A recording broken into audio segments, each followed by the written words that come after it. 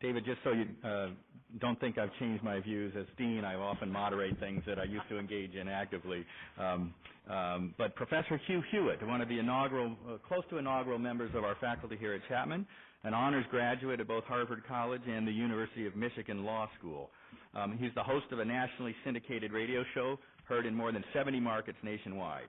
He received 3 Emmys during his decade of work as co-host of the weeknight television news and public affairs show Life and Times on PBS's Los Angeles affiliate.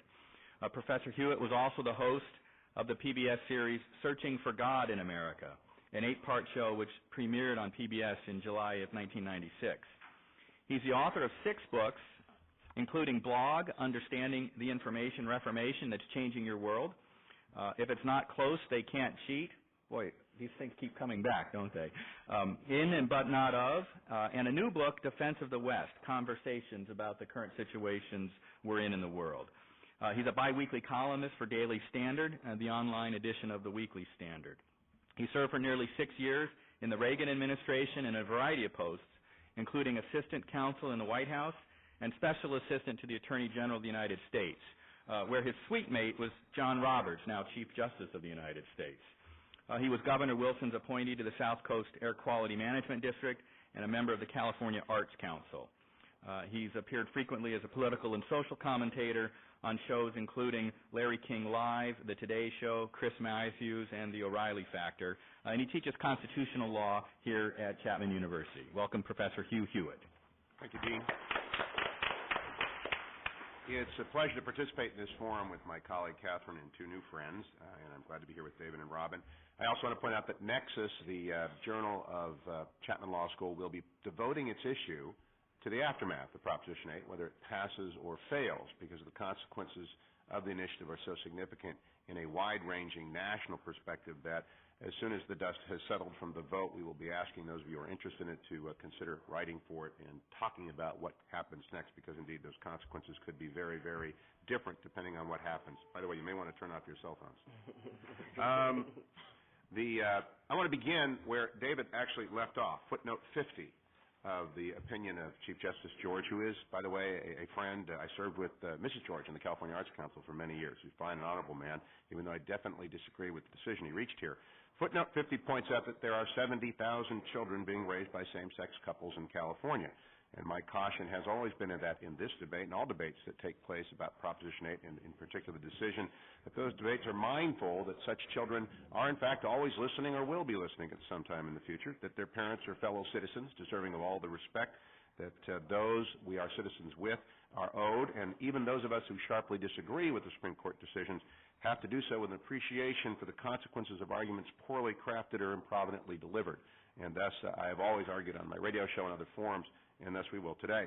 I want to focus on 5 categories of consequence following the marriage decision.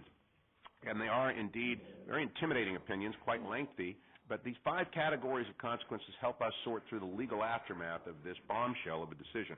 And it was indeed a bombshell.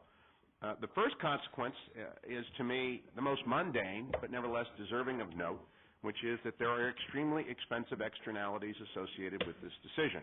And I will leave it pretty much by quoting some of the human resources professionals who have been busy making many bags of gold in the aftermath of this, because the impact on benefit plans, ERISA, COBRA, et cetera, has been enormous and will continue to be enormous if Proposition 8 fails, because of the immediate and almost wholesale transfer of certain responsibilities that were not even covered by the domestic partnership benefits laws previously established, and primarily what will happen in out years as the consequence of the California decision spreads.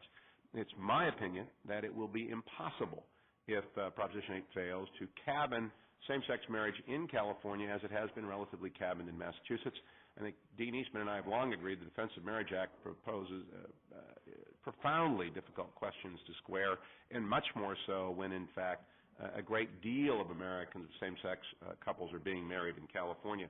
But I'll refer you onto the web to such issues as the COBRA and the State Revenue and Taxation Code for those mundane. Just understand that there are some significant costs. To the far more important issues, though, of the law. First of all, as David mentioned, the consequences of strict scrutiny. is, for those of you who are not lawyers, almost always fatal scrutiny. And to me, we should focus more on the process and the argument made by the court in reaching its decision in the marriage cases than the decision itself, and for the consequences of that decision as they are carried forward. The first, of course, is that the decision to elevate sexual orientation to a protected class under strict scrutiny's very strict patrolling carries forth into other areas besides same-sex unitary couples. It seems to me almost impossible to say that those who are bisexual, those who are transgendered, and indeed those who are committed to polygamous relationships ought not to be similarly protected. You may agree or disagree with that consequence. As a lawyer and as a common law professor, I have to think it's inevitable. Now, I want to note that I applaud the intellectual honesty of the California Supreme Court. I have the transcript of Dean Eastman appearing on McNeil-Lehrer in the aftermath of this, and indeed the Massachusetts decision is not defensible, because they did not raise the question of sexual orientation to the level of strict scrutiny.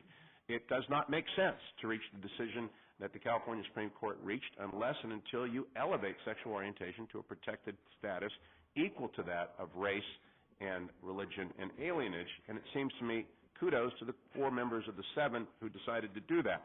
Having done so, though, and especially looking at the language of the court on page 98, that, quote, a person's sexual orientation is so integral an aspect of one's identity, it is not appropriate to require a person to repudiate or change his or her sexual orientation in order to avoid discriminatory treatment.